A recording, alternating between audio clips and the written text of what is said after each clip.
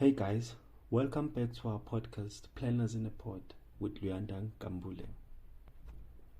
Now, urban informality refers to the presence of informal and unplanned activities, structures, and practices in cities that operate outside regulatory framework established by the local authority.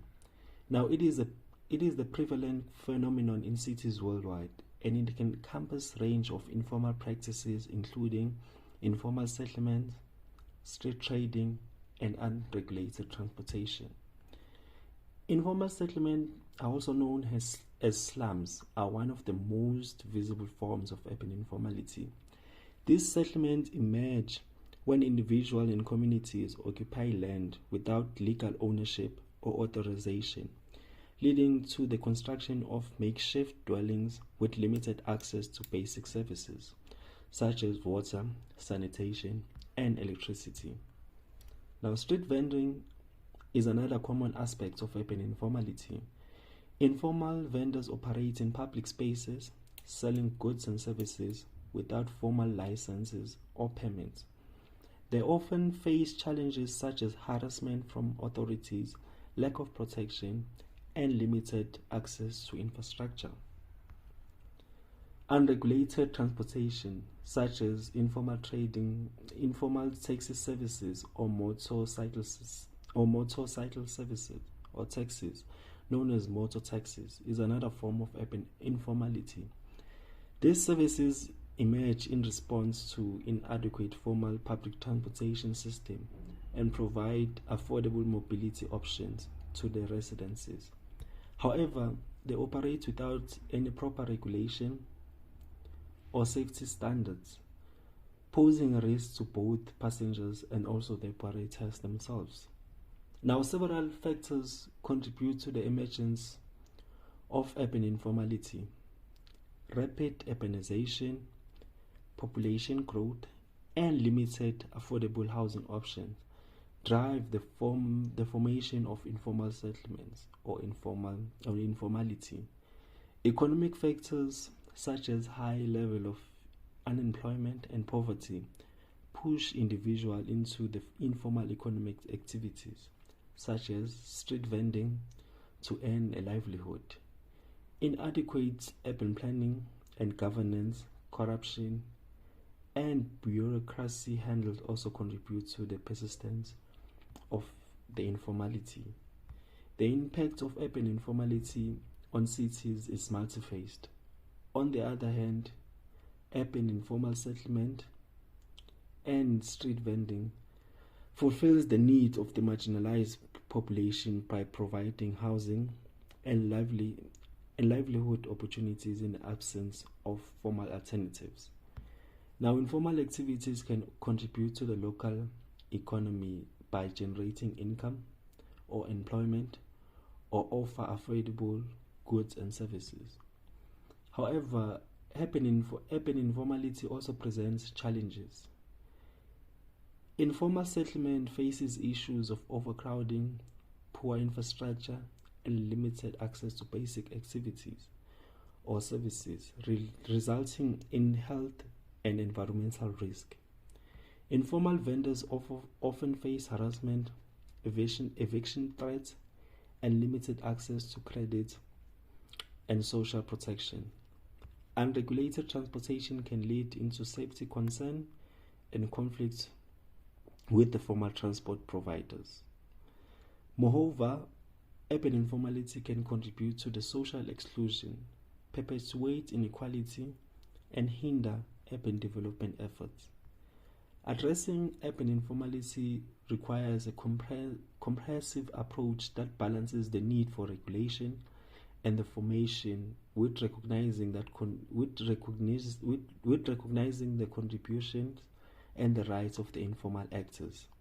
It involves initiatives such as improved urban planning and governance, providing access to affordable housing, upgrading those informal settlement, formalizing informal business, and integrating informal transport into the overall urban transport system.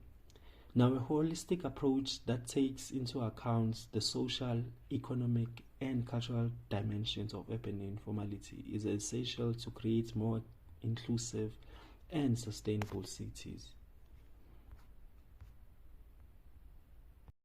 Now let's explore case studies which relates to the topic at hand.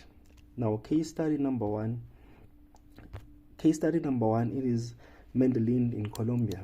Now Medellin is a city historically plagued by violence and inequality and has become a global example of successful integrating informal practices into formal planning frameworks. Now the city implemented a transformative approach to urban development by incorporating marginalized community in their informal settlement into the urban fabric. One of the key projects it is the construction of the cable cars and escalators that connect informal hillside neighborhoods to the former city center. This investment in transportation infrastructure has not only improved accessibility but also as it reduced social and economic isolation for residents living in informal settlements. Additionally, the integration of cable cars and escalators has enhanced the sense of inclusion and belonging amongst the marginalized community.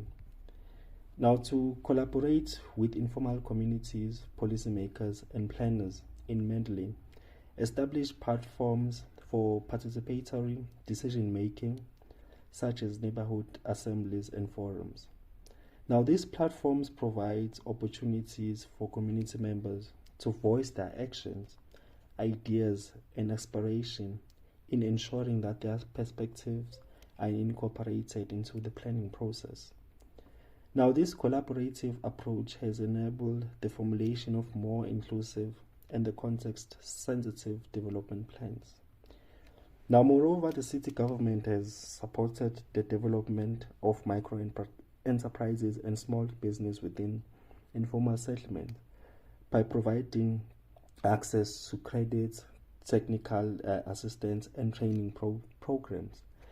Policymakers empowered informal entrepreneurs to contribute to the local economy and, most importantly, create jobs. Now, this approach recognizes the economic potential of the informal sector while simultaneously integrating it into the formal economy. Now, the success of the Medellin integrated effort can be attributed to the recognition of informal communities as active stakeholders in the city development. By improving them in decision-making processes, policymakers and planners have fostered a sense of ownership and shared responsibility for the transformation of their neighborhood. Now, the second case study, it's in Mumbai, India. Mumbai, a plastic metropolis known for its stark contrast between formal and informal urban spaces, which has grappled with the challenges of integrating informality into formal planning frameworks. However, there has been a notable initiative that demonstrates the progress towards more inclusive and participatory shared spaces. One such initiative is the implementation of slums rehabilitation scheme known as SRS. Under this program, slums dwellers are relocated from informal settlements to formal housing units, while the land previously occupied by the slums is being redeveloped.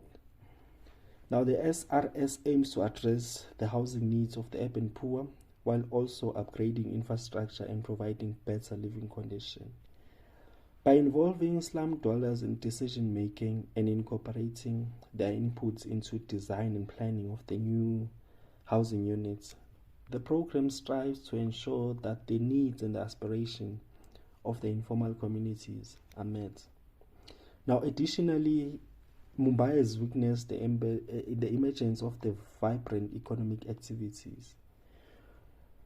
Recognizing the economic significance of these informal sectors, policymakers and planners have initiated programs to support and integrate these informal activities into the formal economy.